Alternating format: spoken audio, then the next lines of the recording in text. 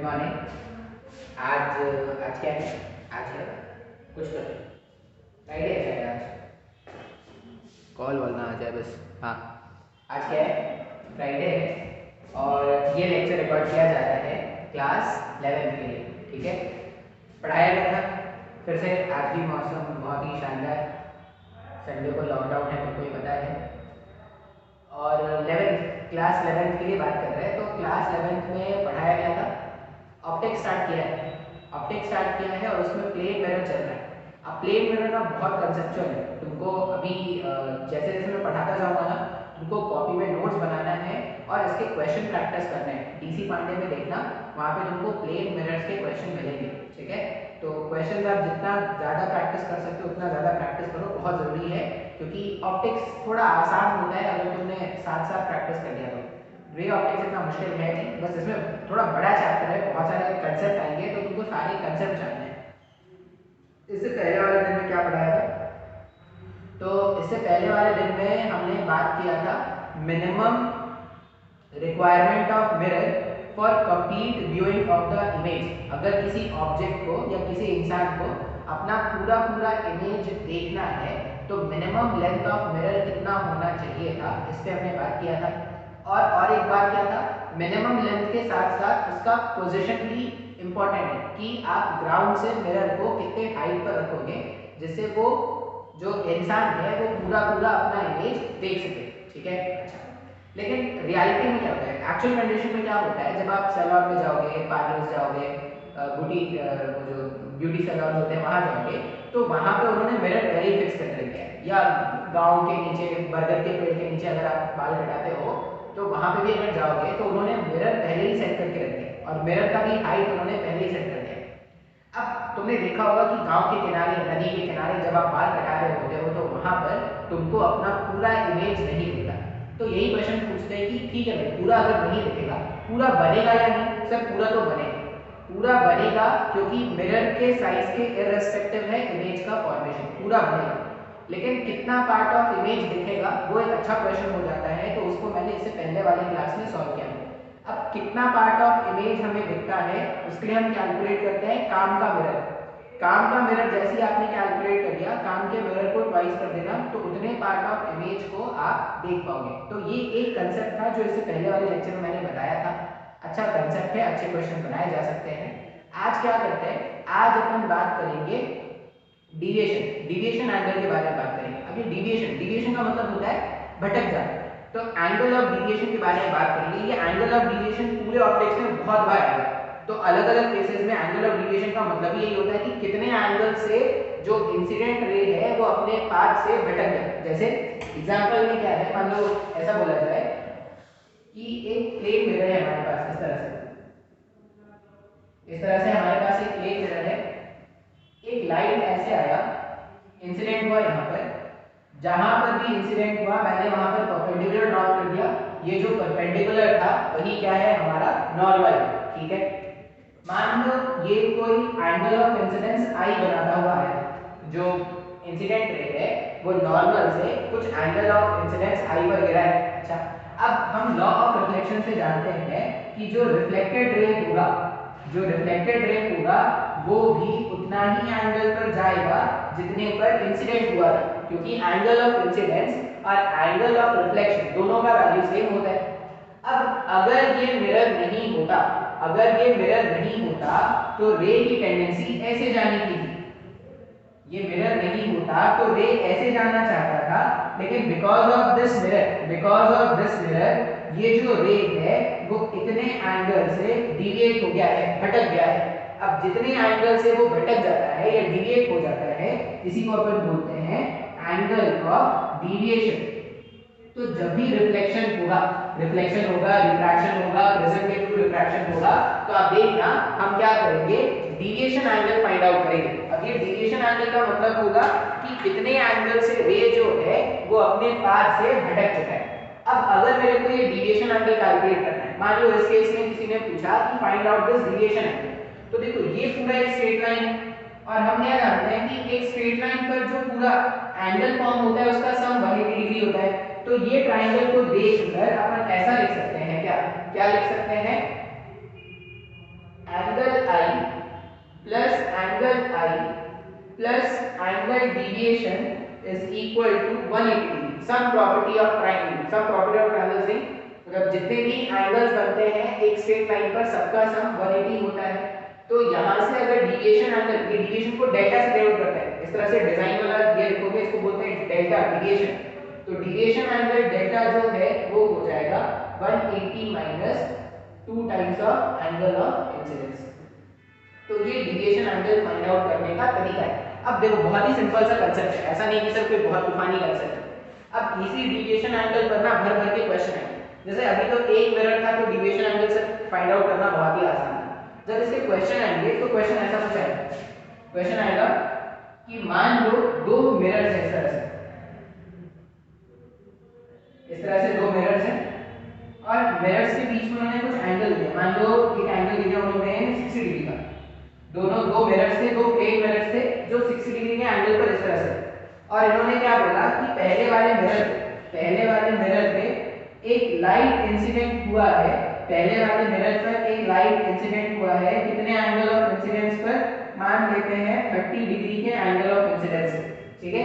उन्होंने बोला कि एक लाइट इंसिडेंट हुआ, एक रे इंसिडेंट हुआ है 30 डिग्री के एंगल पर पहले वाले मिरर पर। अब ऐसे देखने को छोड़ देंगे और बोलेंगे find out the net deviation, ठीक है भाई साहब। तो पहले क्या करते हैं ना, ये जो रे डायग्राम है उसको कंप्लीट कर लेते हैं। अब कैसे कंप्लीट करेंगे, आता हुआ रे इंसिडेंट रे है, तो यहाँ से रिफ्लेक्शन होगा, जितने पर आया था उतने पर वापस चला जाएगा, तो ये एंगल ऑफ इंसिडेंस 30 डिग्री का है अगर, तो एंगल ऑफ रिफ्लेक्शन भी 30 डिग्री का होगा। बिल्कुल सर सही है। अब यहाँ पर भी क्या होना है, जैसे ही रे ऑफ लाइट इस वाले पॉइंट पर हिट करेगा, यहाँ पर वापस से रिफ्लेक्शन होना है। अब वापस से रिफ्लेक्शन का पैटर्न जानने के लिए अपने को प्लॉट करना पड़ेगा नॉर्मल, तो इस तरह से मैंने परपेंडिकुलर ड्रॉ कर दिया। अब यहाँ पर एंगल ऑफ इंसिडेंस जानना है, हमेशा याद रखना एंगल ऑफ इंसिडेंस जो होगा वो इंसिडेंट रे और नॉर्मल के बीच का एंगल है। तो ये अपना इंसिडेंट रे हो गया और ये नॉर्मल हो गया। नॉर्मल कैसे पता लगाते हैं, तो जहां पर भी आपको रिफ्लेक्शन का पैटर्न जानना है वहां पर परपेंडिकुलर ड्रॉ कर दो, जो भी आएगा वो तुम्हारा क्या होगा, नॉर्मल होगा, ठीक है। तो ये नॉर्मल है। अब तुम खुद से सोचो, ये 30 डिग्री है, अगर ये 30 डिग्री है और ये नॉर्मल है, इसका मतलब ये बचा हुआ एंगल कितना हो गया, बचा हुआ एंगल 60 डिग्री का हो गया। बिल्कुल सर, ये 60, तो ये एंगल भी कितना हो गया, 60 डिग्री का हो गया। 60। अब ये अगर परपेंडिकुलर, ये एंड डैश जो है वो सेकंड वाले मिरर पे क्या है, परपेंडिकुलर है, तो ये 60 हुआ अगर, तो ये एंगल 30 हो जाएगा।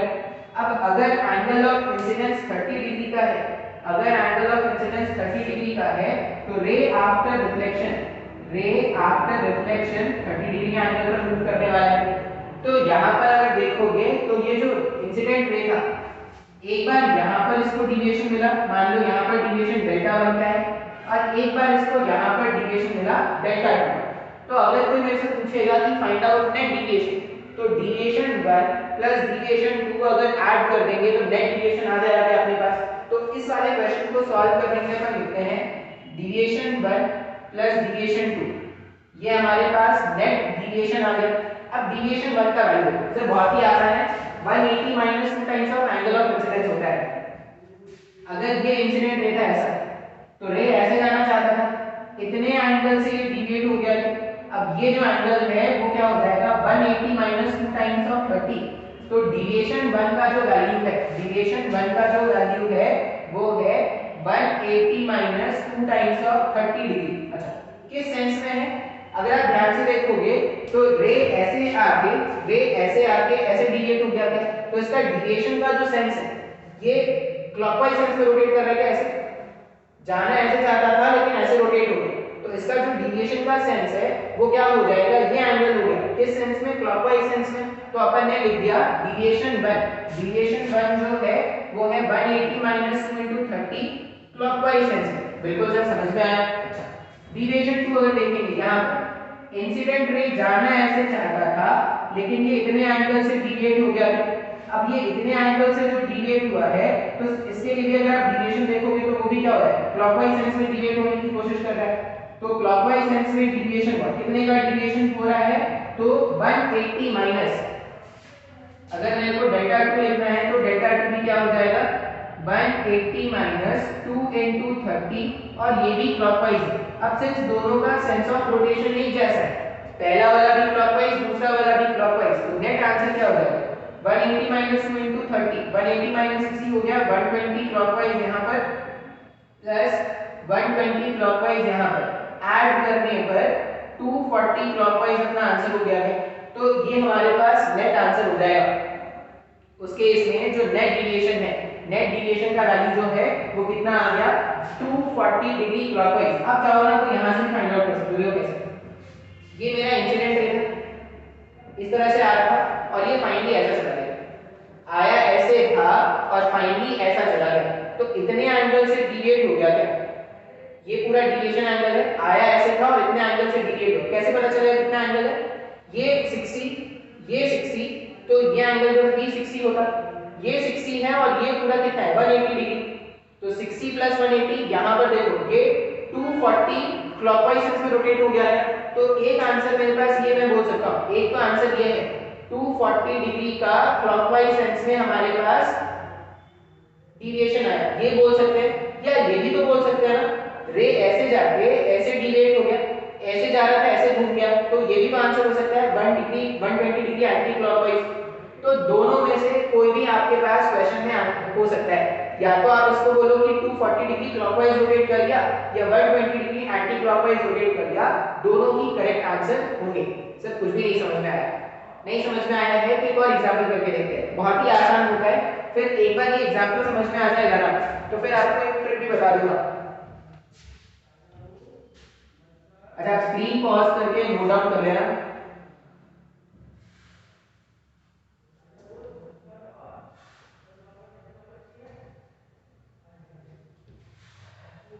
अभी घर में सोने वाला मौसम, एक तो लॉकडाउन भी आ गया और मौसम भी इतना रोमांटिक हो रखा है ना, बाहर निकलने की तो जरूरत ही नहीं है, और लोग शादी एकदम सही माहौल में लोग शादी कर रहे हैं। हाँ ये देखिए एक और क्वेश्चन, मान लो ऐसा कुछ बोला गया, कुछ भयंकर समझ में क्या ले लेते, मान लो ये 70 डिग्री बोला गया है, ये 70 डिग्री बोला गया है और रे ऐसे आके हिट करने वाला है इसमें, रे जो है वो मिरर है तो पॉलिशिंग करना बहुत जरूरी है, बिना पॉलिश के मिरर बनाओगे तो वो गलत हो गया, मिरर बनाया है मतलब पॉलिशिंग करना बहुत जरूरी है। ये इसका नॉर्मल ऐसा कुछ होता, तो इन्होंने ये एंगल दे दिया है मान लो 40 डिग्री का, ठीक है, दोनों मिरर्स के बीच का एंगल 70 डिग्री का है और एंगल ऑफ इंसिडेंस कितना हो गया, इस वाले मिरर पे गिर रहा है, पहले ये मेरा फर्स्ट मिरर है और ये मेरा सेकंड मिरर है, जिसमें भी रे ऑफ लाइट पहले गिरेगा वो फर्स्ट मिरर है और दूसरा वाला मिरर क्या हो जाएगा, सेकंड मिरर हो जाएगा। Your battery saver some feature में भी पता नहीं क्या है, एक तो रिकॉर्डिंग इतना मुश्किल होता है ना। अभी हाँ क्या करना है, यहाँ पे 40 डिग्री का एंगल है और ये 70 डिग्री। अब फिर से पहले रे डायग्राम कंप्लीट कर लेते हैं, जब भी ऐसा आ रहा है रे डायग्राम को बनाना आता है ऐसा रखने को। अगर एंगल ऑफ इंसिडेंस 40 डिग्री का है तो ये क्या करेगा, रिफ्लेक्ट होके भी जाएगा ऐसे 40 डिग्री पर, जितने से आया था उतने से रिफ्लेक्ट होकर चला गया, 40 डिग्री पर रिफ्लेक्ट होकर चला गया, बिल्कुल सही सर जी। अच्छा अभी अब यहाँ पर अगर आपको रिफ्लेक्शन का पैटर्न जानना है तो आपको नॉर्मल लगाना पड़ेगा, जहां पर भी रिफ्लेक्शन का पैटर्न जानना है वहां पे नॉर्मल बना देंगे। तो यहाँ पे जो नॉर्मल था मान लो ये n1 हो गया और ये जो नॉर्मल है वो n2 हो गया, सेकंड वाले मिरर पे जो नॉर्मल है n2। अभी ये 40 है, अगर ये पूरा एंगल 90 डिग्री है तो ये बचा हुआ एंगल 50 होगा, ये पूरा परपेंडिकुलर, अगर ये 40 तो बचा हुआ एंगल 50 होगा, 70 50, अगर ये 70 है ये 50 है तो ये 120 हो गया, 120 हो गया तो ये एंगल 60 डिग्री होता गया, सम प्रॉपर्टी ऑफ ट्रायंगल्स। हाँ सर जी। अब अगर ये 60 है तो ये एंगल कितना हो जाएगा, ये एंगल हो जाएगा 30 डिग्री, मतलब इस केस में सेकंड वाले मिरर पर जो एंगल ऑफ इंसिडेंस है वो 30 डिग्री का है। अब जितने से रे आया था उतने से रे को भेज दो वापस, जितने से रे आया था उतने से वापस भेज दो, तो ये 30 डिग्री से वापस चला गया, तो ये मेरा आता हुआ रे है, ऐसे आता हुआ रे और ये जाता हुआ रे, आता हुआ रे और जाता हुआ रे, और दोनों के बीच का जो एंगल होगा वो फाइंड आउट करना है, ठीक है। अच्छा, तो अपन कैलकुलेशन करना स्टार्ट करते हैं। अब पहले क्या करते हैं, यहाँ पर डिविएशन कैलकुलेट करते हैं, डिविएशन 1, नेट डिविएशन वापस से क्या हो जाएगा, नेट डिविएशन हो जाएगा डिविएशन 1 प्लस डिविएशन 2। तो डिविएशन 1 का वैल्यू अगर मैं लिखूंगा, देखो रे जाना ऐसे चाहता था लेकिन ये इतने एंगल से कहां चला गया, रे जो है वो जाना ऐसे चाहता था लेकिन इतने एंगल से डिविएट हो गया, बिल्कुल सर जी। अब ये जो एंगल से डिविएट हुआ है ये कैसे फाइंड आउट करेंगे, 180 में से अगर 80 माइनस कर देंगे तो डिविएशन 1 का वैल्यू हो जाएगा। तो डिविएशन 1 का वैल्यू हो गया 180 माइनस 2 टाइम्स ऑफ 40 80, और किस सेंस में रोटेशन हुआ यहाँ पर, ये एंटी क्लॉकवाइज सेंस में हुआ गया। तो यहाँ पर एंटी क्लॉकवाइज सेंस में डिविएशन हो रहा है 100 डिग्री का, बिल्कुल सही है सर। सेकंड वाला मिरर देखो, सेकंड वाला अगर मिरर देखोगे तो सेकंड वाले मिरर में रे ऐसे जाना चाहता था, रे जो था वो ऐसे जाना चाहता था लेकिन इतने एंगल से डिविएशन हो गया। तो अगर ये मेरे पास डिविएशन 1 है और ये डिविएशन 2 है, डिविएशन 2 का वैल्यू अगर आप कैलकुलेट करोगे तो डिविएशन 2 का वैल्यू कितना हो जाएगा, 180 में से 2 टाइम्स ऑफ 30 को माइनस करना पड़ेगा। तो डिविएशन 2 का वैल्यू हो गया 180 में से 60 माइनस कर दो तो ये कितना हो जाएगा। अच्छा, ये भी सेंस कैसा है इसका, एंटी क्लॉकवाइज सेंस में चल रहा है, तो ये भी हो गया एंटी क्लॉकवाइज सेंस। अब दोनों को जब आप ऐड करके नेट डिविएशन फाइंड करोगे तो यहाँ पर 100 एंटी क्लॉकवाइज, यहाँ पर 120 एंटी क्लॉकवाइज, तो नेट आंसर हो गया 220 एंटी क्लॉकवाइज सेंस। ये अपना नेट डिविएशन हो, ये एक तरीका हो गया फाइंड आउट करने के। एक और तरीका आप यहाँ पर भी देख सकते हो, अपने को डिविएशन एंगल जानना है, रे ऐसे आया था, रे ऐसे आया था और जो है वो ऐसा कुछ डिविएट हो गया, ऐसे आके ऐसा कुछ डिविएट हो गया, ये मेरे पास नेट डिविएशन। अच्छा, अभी अगर मेरे को ये पता है कि ये पूरा जो एंगल है, ये पूरा एंगल 60 डिग्री हो गया, ये पूरा 80 है, 80 प्लस 60 140, तो ये जो एंगल था ये 40 डिग्री का बनता है। हाँ सर, 40 डिग्री एंगल, अगर ये 40 है तो ये 140 हो गया, नहीं आया सर समझ में। अच्छा, अगर ये 140 है ना, ये 140 है तो मैं इसको ऐसा भी तो फाइंड आउट कर सकता हूँ, इस वाले सेंस में रे ऐसे जाना चाहता था लेकिन ये डिविएट होके ऐसा आ गया, रे ऐसे जाना चाहता था ये डिविएट होके ऐसा आ गया, ये डेल्टा नेट। ये देखो, ये मेरे पास 180 में 40 प्लस कर देंगे तो 220 आ गया क्या। और देखो यहाँ से यहाँ जाने के लिए, फर्स्ट वाले रे से रिफ्लेक्टेड रे जाने के लिए, इंसिडेंट रे से रिफ्लेक्टेड रे जाने के लिए अगर आप देखोगे तो देखो एंटी क्लॉकवाइज सेंस में रोटेट कर रहे हैं, तो 220 एंटी क्लॉकवाइज सेंस में रोटेट करेंगे तो आंसर आ जाएगा क्या, या तो 220 एंटी क्लॉकवाइज का सेंस बोलो या आप इसको डेल्टा नेट को, ये जो नेट डिविएशन है उसको आप 140 क्लॉकवाइज भी बोल सकते हो।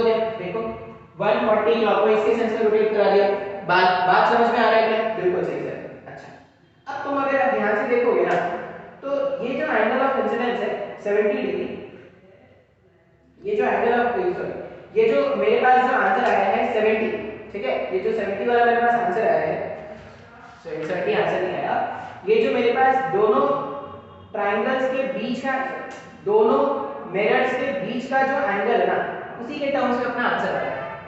इसके लिए एक और क्वेश्चन सॉल्व करते हैं, एक और क्वेश्चन सॉल्व करते हैं, तब शायद आपको और अच्छे समझ में आ जाए। देखते हैं एक और क्वेश्चन सॉल्व करके, ये दोनों क्वेश्चन समझ में आया क्या, बहुत ही आसान है। मान लो क्वेश्चन ये बोला गया है,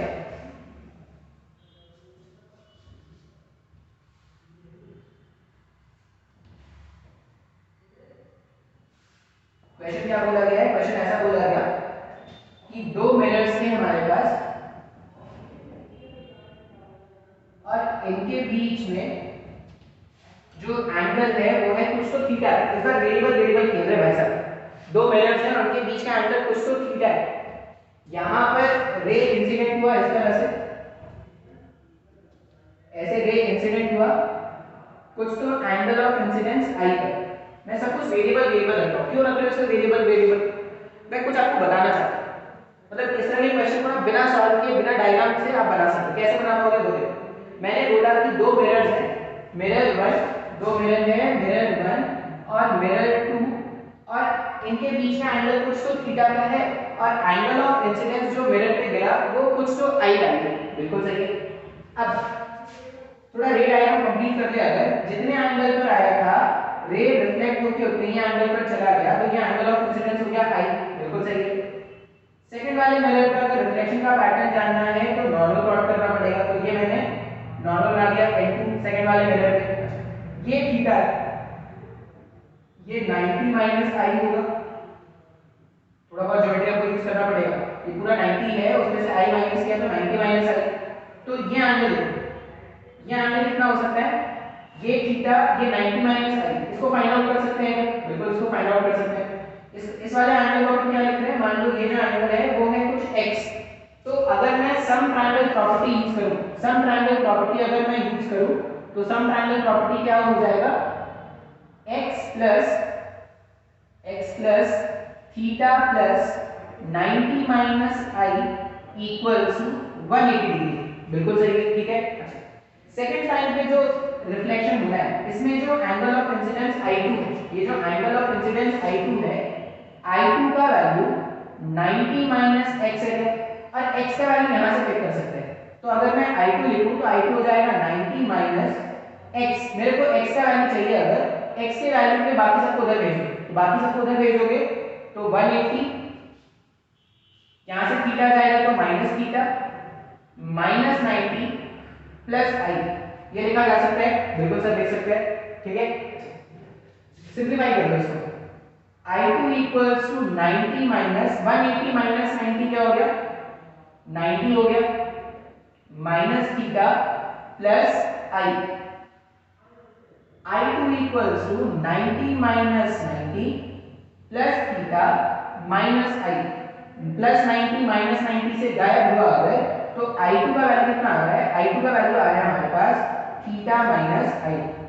ये सेकंड टाइम पर जो रिफ्लेक्शन होता उसके लिए मेरे को एंगल ऑफ इंसिडेंस का वैल्यू मिल गया थीटा माइनस आई का। अब अगर एंगल ऑफ इंसिडेंस मिल गया यहां पर तो अपन नेट डिविएशन कैलकुलेट कर सकते हैं क्या?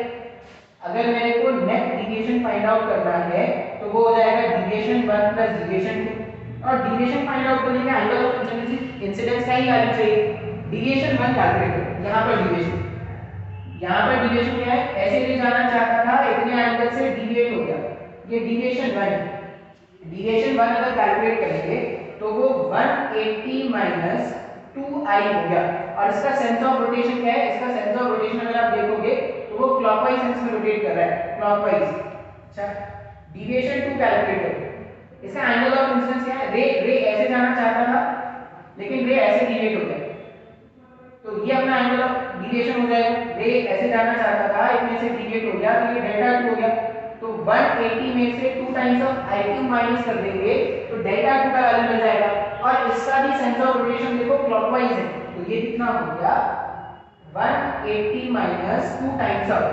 I2 का वैल्यू कितना है सर जी, I2 का वैल्यू है थीटा माइनस आई, और ये भी क्या है क्लॉकवाइज। अच्छा, अब नेट डिविएशन क्या हो जाएगा, अगर नेट डिविएशन फाइंड आउट करना है तो दोनों को ऐड कर लो, नेट डिविएशन के लिए अपन क्या कर लेते हैं, यहां पे लिख रहे हैं net deviation is equal to, पहला डिविएशन था मेरे पास 180 माइनस 2i का, पहला डिविएशन है 180 माइनस 2i का, दूसरा डिविएशन है 180, इसको सिंपलीफाई करेंगे तो minus 2 theta 180 minus 2 theta plus 2i हो गया था, और ये नेट जो सेंस है वो क्लॉकवाइज का बन रहा है, माइनस में 2i और प्लस में 2i अगर गायब कर दिया जाए तो नेट डिविएशन का वैल्यू कितना आ रहा है 360 minus 2 theta, 360 minus 2 theta clockwise sense में, या इसी को टाउ नेट को ये भी तो बोल सकते हैं 2 थीटा एंटी क्लॉकवाइज सेंस में। अगर आप नेट डिविएशन सोचोगे, जैसे मान लो नेट डिविएशन मेरे पास कितना आ गया 360 माइनस 2 थीटा, अगर क्लॉकवाइज सेंस में आया है इसका मतलब 2 थीटा एंटी क्लॉकवाइज सेंस में आया होगा, बात समझ में आ रही है, लॉजिकल है। अच्छा, अब ये जो बताया सर, अब तुम ना जो मेरे पास फाइनल रिजल्ट आया है उसको देखो, जो फाइनल रिजल्ट आया उसमें एंगल ऑफ इंसिडेंस पे अपना आंसर डिपेंड कर रहा है क्या, नहीं, मैंने वेरिएबल खेला था, लेकिन जो रिजल्ट आ गया वो एंगल ऑफ इंसिडेंस, क्या इनिशियल एंगल ऑफ इंसिडेंस था उस पर तो डिपेंड ही नहीं किया सर, जो फाइनल आंसर आ रहा है वो बस इस पे डिपेंड कर रहा है। इस एंगल पर 2 थीटा। अब तुम इसको चाहो तो वैलिडेट कर लो, जैसे इस वाले क्वेश्चन में दोनों के बीच में एंगल कितना है 70 डिग्री, मिरर और इसके बीच में एंगल कितना है 70 डिग्री।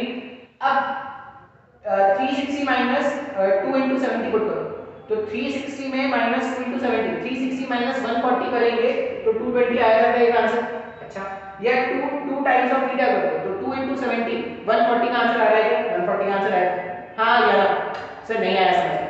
इसका मतलब आज के बाद से जब भी मेरे पास ऐसा क्वेश्चन आ जाए और मेरे से पूछा जाए कि नेट डेविएशन कितना है, तो मैं इतना काम करूंगा क्या? नहीं, जरूरत ही नहीं, क्यों करूंगा मैं इतना, मैं तो डायरेक्टली आंसर बता सकता हूं सर। अब कैसे बताऊंगा? तो अपने को क्या करना है, ये जो थीटा है उसका 2 टाइम्स मल्टीप्लाई कर देंगे तो अपना आंसर आ गया। लेकिन सेंस ऑफ रोटेशन क्यों जानना है? जैसे वहां पर आ गया 2 थीटा एंटी क्लॉकवाइज, यहां पर आया था 2 थीटा क्लॉकवाइज। अब सेंस ऑफ रोटेशन कैसे पहचानेंगे सर? क्लॉकवाइज सेंस में अपना आंसर होगा, एंटी क्लॉकवाइज सेंस में अपना आंसर होगा, वो कैसे पहचानेंगे?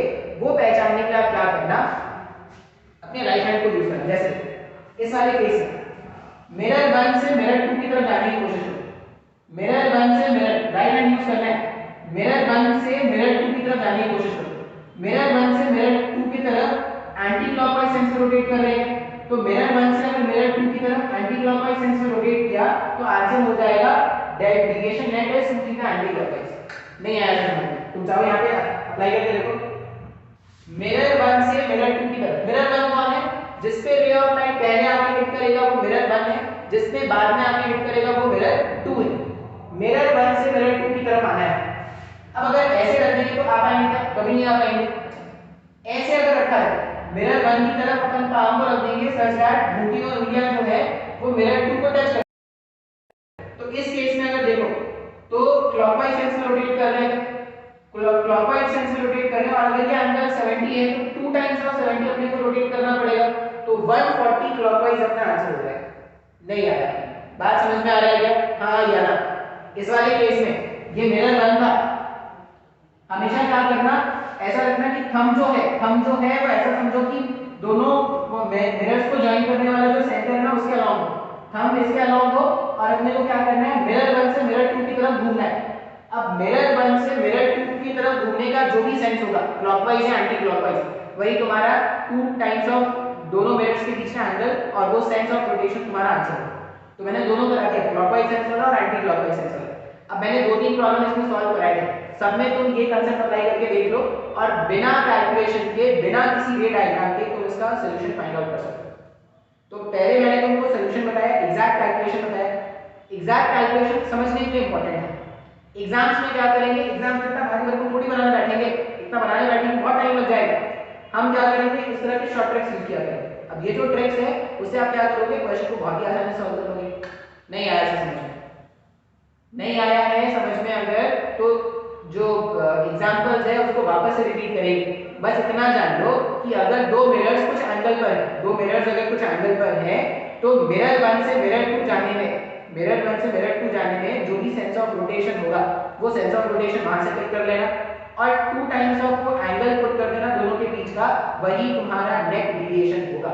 इसको चाहो तो तुम नोट बना के लिख सकते हो कि कभी भी अगर दो मिरर्स कुछ एंगल पर है और मेरे को नेट डेविएशन जानना है तो ऐसा कुछ यूज करेंगे। आएगा समझ में?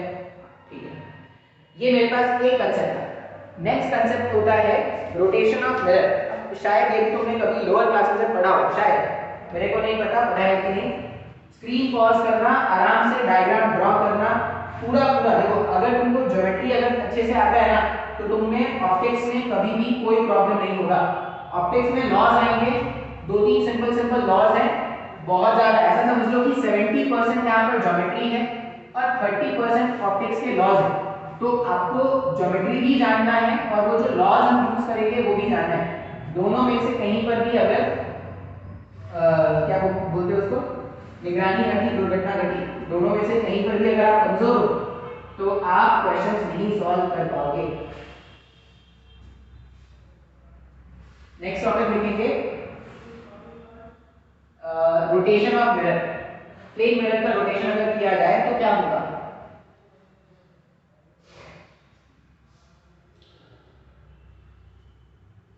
अच्छा, ये जो मैं पढ़ा रहा हूँ ना, ये सारा क्वेश्चन हमको 12th के लेक्चर में मिल जाएगा।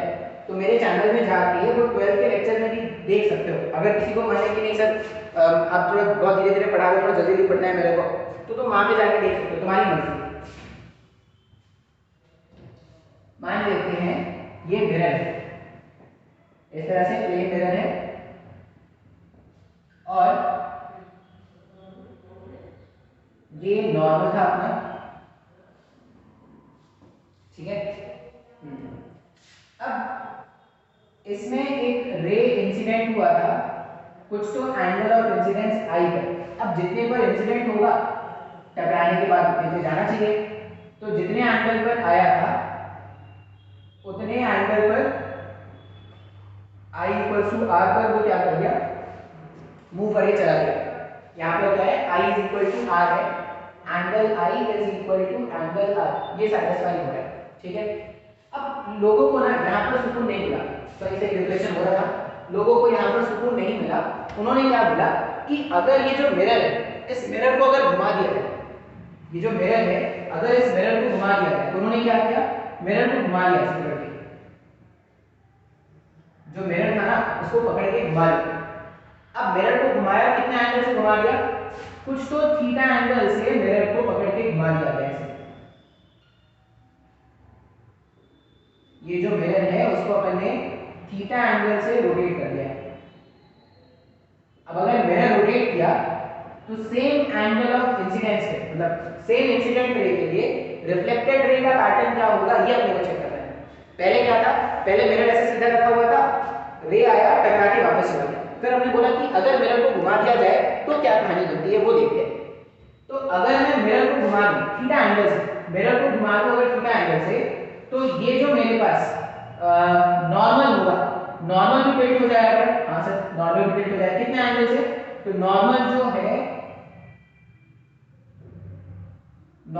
है वो भी कुछ एन डैश हो गया, और ये नॉर्मल भी थीटा एंगल से टिल्ट हो गया। आया नहीं समझ रही, एकदम ही नहीं समझ में आया। अपन ने बोला कि जो मेरा मिरर था अगर मैंने उसको थीटा एंगल से टिल्ट कर दिया तो नॉर्मल क्या है, जैसे ये मेरे पास मिरर है और ये इसका नॉर्मल है, अगर तो मिरर टिल्ट करोगे तो नॉर्मल भी तो टिल्ट हो गया ना थीटा एंगल से, ठीक है भाई, टिल्ट हो गया।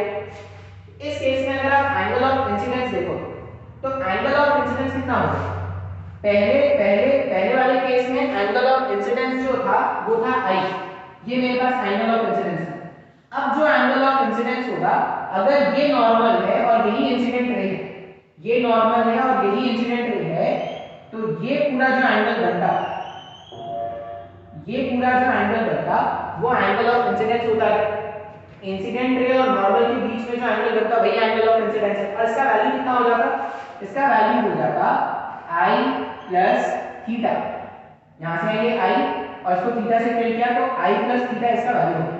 अब अगर angle of incidence I plus theta का है, अगर angle of incidence I plus theta का है, तो वो जो रिफ्लेक्टेड रे होगा, जो रिफ्लेक्टेड रे, पहले वाला बना लेते हैं, ये पहले वाला इंसिडेंट रे है आई, ये पहले वाला रिफ्लेक्टेड रे है आर, और ये पहले वाला नॉर्मल। अच्छा, अब इंसिडेंट रे जो है वो नॉर्मल से, इंसिडेंट रे नॉर्मल से कितना एंगल फॉर्म कर रहा है, नॉर्मल से कुछ तो आई प्लस थीटा का एंगल फॉर्म कर रहा है। इंसिडेंट रे अगर नॉर्मल से आई प्लस थीटा का एंगल फॉर्म कर रहा है, तो अब जो रिफ्लेक्टेड रे होगा, ये नॉर्मल था, अब जो रिफ्लेक्टेड रे होगा आर डैश होता है, सेकंड टाइम का जो रिफ्लेक्शन है, रिफ्लेक्टेड रे होगा वो कितना एंगल फिर से फॉर्म करेगा, तो वो भी एंगल फॉर्म करेगा, कितना एंगल फॉर्म करेगा, तो जितना एंगल ऑफ इंसिडेंस है, जितना एंगल ऑफ इंसिडेंस है उतना एंगल ऑफ रिफ्लेक्शन बन जाएगा आई प्लस थीटा। अब अपने को जानना होता है, अपने को क्या जानना है कि पहले वाले रिफ्लेक्टेड रे और बाद वाले रिफ्लेक्टेड रे में कितना एंगल बना, पहले वाले रिफ्लेक्टेड रे में आर और आर डैश के बीच में कितना एंगल बना, ये एंगल अपने को ढूंढना है। डायग्राम बहुत ही प्यार से समझना पड़ेगा, एक एक करके डायग्राम जिस तरह से मैं बनाता जा रहा हूं वैसे समझोगे तभी क्लियर होगा, नहीं तो नहीं समझ पाओगे। तो पहले वाला रिफ्लेक्टेड रे ये था, बाद वाला रिफ्लेक्टेड रे ये हो गया। तो अगर मिरर को थीटा एंगल से रिफ्लेक्ट, मिरर को थीटा एंगल से रोटेट किया गया है, तो एंगल ऑफ इंसिडेंस कितने एंगल से रोटेट करेगा यही अपने को कैलकुलेट करना है। अच्छा, अब कुछ भी करके ना अपने को यहां से यहां का एंगल फाइंड आउट करना है। अच्छा, मेरे को ये एंगल पता है, ये एंगल पता है कि आई प्लस थीटा है, कुछ भी करके अगर मेरे को ये एंगल मिल जाए, छोटू सा जो एंगल बन रहा है आर और एन डैश के बीच में जो एंगल बन रहा है, तो अगर कुछ भी करके मेरे को ये एंगल मिल जाए अगर आर और एन डैश, तो आई प्लस थीटा में छोटू सा एंगल ऐड कर देंगे तो अपना आंसर आ जाएगा। हाँ सर आ जाएगा। अब ये छोटू सा एंगल कैसे निकालेंगे? यहां से यहां का एंगल है थीटा और यहां से यहां है आर, तो थीटा में से आर माइनस कर दोगे तो ये एंगल मिल जाएगा। तो ये एंगल को मान लो मैं बोल रहा हूं ये भी छोटू सा एंगल है, वो है अगर x, तो x का वैल्यू अपन क्या लिख सकते हैं? x का वैल्यू अपन लिखेंगे x जो हो जाएगा वो हो जाएगा थीटा में माइनस कर दिया अपन ने r, थीटा में अगर r माइनस कर दिया जाए तो अपने को x मिल जाएगा। अपना रिक्वायर्ड एंगल कौन सा है? ये पूरा बड़ा सा जो एंगल है, ये पूरा बड़ा सा जो एंगल है, जो नया एंगल ऑफ रिफ्लेक्शन है r डैश, ये नया जो एंगल ऑफ रिफ्लेक्शन है r डैश, अगर मेरे को ये कैलकुलेट करना है रिक्वायर्ड एंगल या इसको मैं r डैश भी बोलूं अगर, तो r डैश डायग्राम के हिसाब से क्या होना चाहिए? i यहां से यहां तक कि i प्लस थीटा है, i plus theta plus x होना चाहिए, i plus theta plus x, angle of incidence plus theta plus x, x अभी फाइंड आउट किया था theta minus r, theta minus r। अच्छा i और r, एंगल ऑफ इंसिडेंस और angle of reflection तो same था ना, i का वैल्यू r के इक्वल था, प्लस में i माइनस से r से कैंसिल हो गया अगर, तो जो नया r डैश बनेगा वो ट्वाइस ऑफ थीटा का हो गया था। अब इसी रिजल्ट को अपने को याद रखना है। क्या याद रखेंगे रिजल्ट में ये याद रखना है कि if the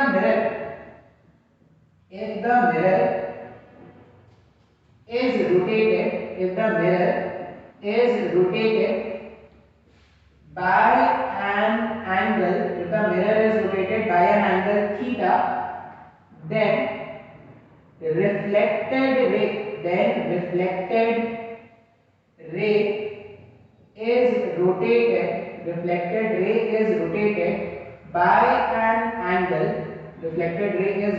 by an angle, twice of theta। ये याद रखने वाली बात है, ठीक है। मतलब इतना जो डेरिवेशन किया उसके बाद अपने को सिर्फ वो एंड रिजल्ट याद रखना है। कोई भी एग्जाम में तुमसे डेरिवेशन नहीं पूछने वाले, वो तुमको बस ये एंड रिजल्ट पूछेंगे भाई साहब। तो एंड रिजल्ट क्या याद रखेंगे कि अगर मिरर को थीटा एंगल से डिविएट किया, मिरर ने अगर थीटा एंगल से मिरर को डिविएट किया, तो वो जो रिफ्लेक्टेड रे है वो ट्वाइस ऑफ थीटा से डिविएट कर जाएगा। तो ये रे डायग्राम, अब देखो जब भी रे डायग्राम तुम कॉपी में बनाओ ना, थोड़ा बेहतरीन, थोड़ा अच्छा डायग्राम बनाओ जिससे तुमको आगे जाके तुम्हारी कॉपी है तुमको ही समझना है। फोन आ जाता है यार, पता कुछ हो जाता है अगर रिकॉर्डिंग बनवाना। इस कंसेप्ट पे क्वेश्चन सॉल्व करते हैं।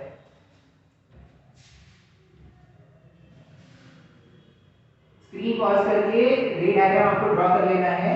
इस कंसेप्ट पर अपने को एक क्वेश्चन सॉल्व करना है।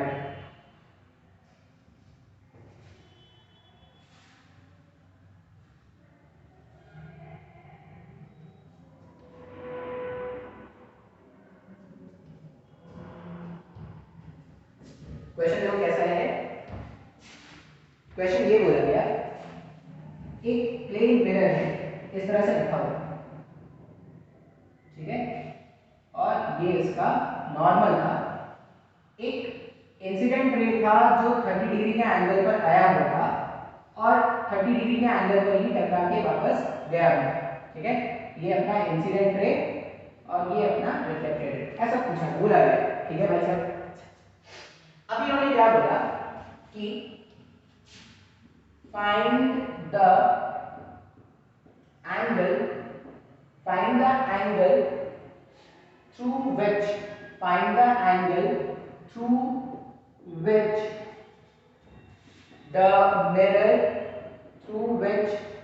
the mirror should be rotated,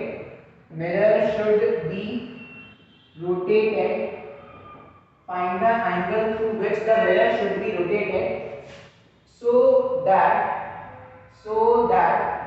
the reflected ray becomes horizontal,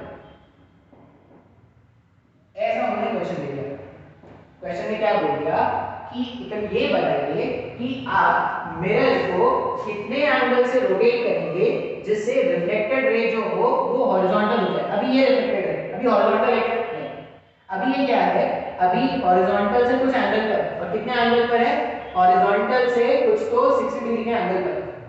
अच्छा भाई साहब, अब अगर मैं चाहता हूं कि जो रिफ्लेक्टेड रे है वो 60 डिग्री रोटेट कर जाए, अगर देखोगे तो इसका सॉल्यूशन लिखते हैं। हमारी चाहत क्या है, we want the reflected ray to rotate, we want the reflected ray to rotate by 60 degree clockwise. अगर ये रिफ्लेक्टेड रे को मैं चाहता हूं कि 60 डिग्री क्लॉकवाइज में रोटेट कर जाए, इसका मतलब that implies the mirror must rotate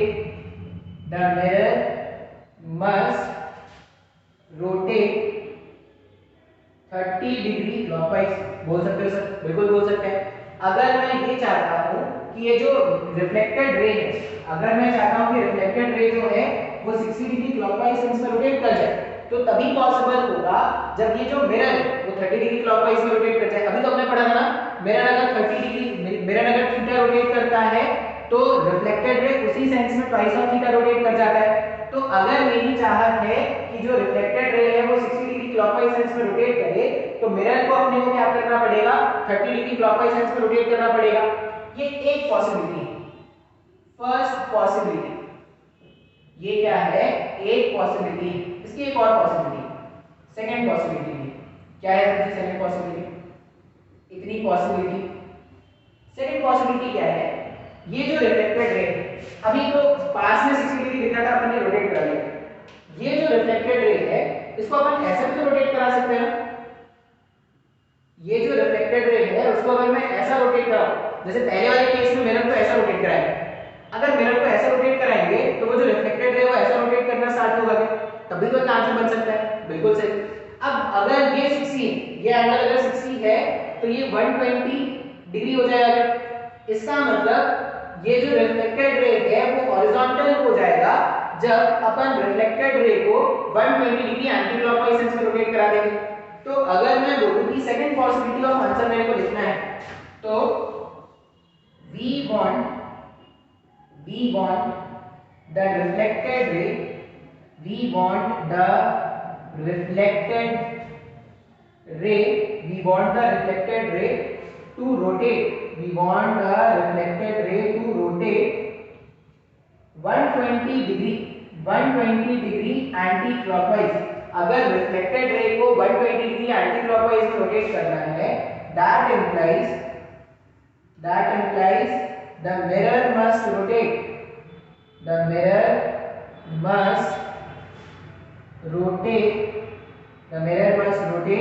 60 degree anti clockwise. तो ये दो पॉसिबिलिटी ऑफ आंसर। पहले वाले केस में 60 डिग्री क्लॉकवाइज रोटेट कराएंगे तभी पॉसिबल हो गया, या 120 डिग्री एंटी क्लॉकवाइज, या पहले वाले केस में 30 डिग्री क्लॉकवाइज सेंस में रोटेट कराओ तभी जो रे है वो हॉरिजॉन्टल हो जाएगा। और सेकंड वाले केस में अगर आप क्या करोगे, उसको 60 डिग्री एंटी क्लॉकवाइज रोटेट कराओगे तभी तुम्हारा पॉसिबल आंसर आ जाएगा। तो ये हमारे पास दो पॉसिबिलिटीज ऑफ आंसर है। आई होप ये समझ में आया होगा। अब अगर ये अपने को समझ में आ गया, तो एक और मॉक क्वेश्चन देखते हैं। एक सेकंड क्वेश्चन देखते हैं, उसमें क्या करेंगे, थोड़ा बहुत मैकेनिक्स मिला के देखेंगे कि क्वेश्चन कैसा बना है। थोड़ा बहुत मैकेनिक्स मिलाते हैं तो क्वेश्चन क्या बन के आएगा वो देखते हैं।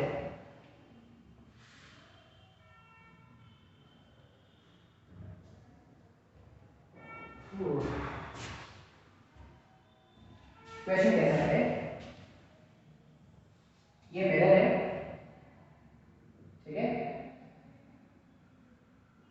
ऐसे आया और ये अपना रिफ्लेक्टेड रे जा रहा है।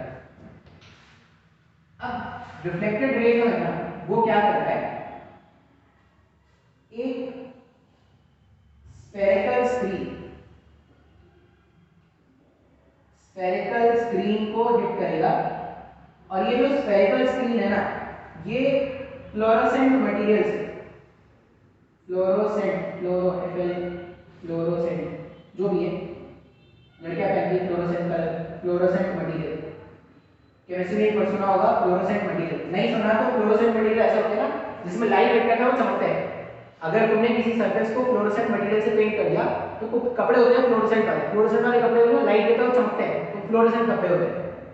तो मान लो ये जो स्क्रीन है ना, स्क्रीन का जो सेंटर, वो जो स्क्रीन है स्फेरिकल स्क्रीन का जो सेंटर है, ये स्फेरिकल स्क्रीन के सेंटर पर एक रे ऑफ लाइट ऐसे इंसिडेंट हुआ है और ये अपना प्लेन मिरर रखा हुआ है। ये क्या है? अपना प्लेन मिरर ऐसे रखा हुआ है। क्वेश्चन में ये पूछा गया है कि अब ये जब भी रिफ्लेक्टेड रे जहां पर भी जाएगा वहां पे जाएगा तो एक स्पॉट बनाएगा ऐसे, जहां पर भी हिट करेगा वहां पे ब्राइटनेस आएगा, ब्राइटनेस आता है दिखेगा आपको। तो क्वेश्चन में ये बोला गया कि if the mirror is rotated if the mirror is rotated by angular speed omega, if the mirror is rotated by angular speed omega, then find the speed of the spot, find the speed of the spot, ये question बोला गया है। और यहां से यहां ये इसका रेडियस है, ठीक है, सेंटर है तो ये इसका रेडियस हो जाएगा, रेडियस मान लो स्मॉल आर है, स्मॉल आर का इसका रेडियस है, ठीक है। अच्छा, हम क्या जानते हैं कि अगर मिरर अगर थीटा घूम रहा है तो रिफ्लेक्टेड रे को 2 थीटा घूमना पड़ेगा। ऐसा समझो, मिरर अगर थीटा घूमा तो रिफ्लेक्टेड रे को 2 थीटा घूमना है। इसका मतलब जितना एंगुलर स्पीड मिरर का होगा उसका 2 गुना स्पीड रिफ्लेक्टेड लाइट का होगा। बिल्कुल सर बोल सकते हैं, अगर इसको थीटा घूमना था तो उसको 2 थीटा घूमना है। मिरर अगर थीटा घूमता तो रिफ्लेक्टेड रे 2 थीटा घूम जाता। इसका मतलब अगर जो मिरर है उसका अगर घूमने का स्पीड ओमेगा है तो रिफ्लेक्टेड लाइट के घूमने का स्पीड ट्वाइस ऑफ ओमेगा होना चाहिए। बिल्कुल सर लॉजिकल है। तो अगर ये मिरर घुमा है ओमेगा से तो रिफ्लेक्टेड लाइट जो होगा वो 2 ओमेगा से घूम रहा है। हाँ, अब मेरे को स्पॉट का स्पीड जानना है। ये स्पॉट क्या कर रहा है? सर्कल में ऐसे घूम रहा है। ये जो स्पॉट है वो तो सर्कल में घूम रहा है। अब हमने पढ़ा है कि जब भी कोई पार्टिकल सर्कल में घूमता है तो उसका स्पीड होता है टेंजेंशियल, और उसके स्पीड का वैल्यू होता है v टेंजेंशियल होता है r टाइम्स ऑफ ओमेगा।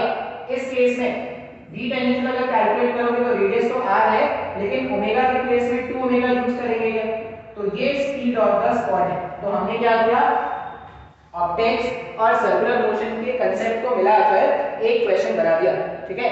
तो इस तरह से क्वेश्चन आएंगे। ये अपने पास एक कांसेप्ट हो गया। नेक्स्ट एक और कांसेप्ट बचा हुआ है प्लेन मिरर में। प्लेन मिरर बहुत ज्यादा इंपॉर्टेंट है, बहुत ज्यादा कांसेप्चुअल है, बहुत ज्यादा ज्योमेट्री यूज होगी। स्फेरिकल मिरर फिर भी थोड़ा बहुत आसान हो जाएगा। प्लेन मिरर जितना बताया जा रहा है उतना ध्यान से सुनना है, और प्लेन मिरर्स के क्वेश्चन आपको अब सॉल्व करना स्टार्ट कर देना होगा। बस एक तरह के क्वेश्चन आप नहीं सॉल्व कर पाओगे जब मल्टीपल मिरर्स रखे हो और इमेज फॉर्मेशन बोला जाए। अभी तक हमने इमेज फॉर्मेशन सिर्फ एक मिरर के कारण पढ़ा है, मल्टीपल मिरर्स के कारण इमेज फॉर्मेशन कैसा होगा वो कल वाले क्लास में। तो आज इतना ही रहने देते हैं।